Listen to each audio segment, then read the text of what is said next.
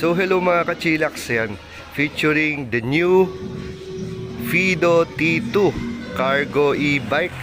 Yan, kitang-kita nyo naman yung itsura, no? Ibang-iba sa mga napapansin nating cargo e-bike. Ito ay mas mahaba at kitang-kita nyo yun, formadong-formado na. Ang ganda ng front rack, mahaba yun, mahabang rear rack, and mahaba yung ano rin ito, yung battery. So ibig sabihin, mas matagal ang kanyang range.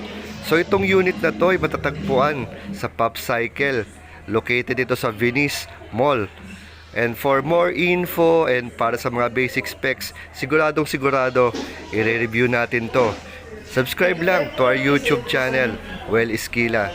Siguradong sigurado matutuwa kayo dito sa pinaka maangas na itsura pa lang, ayan, ng Fido T2 natin.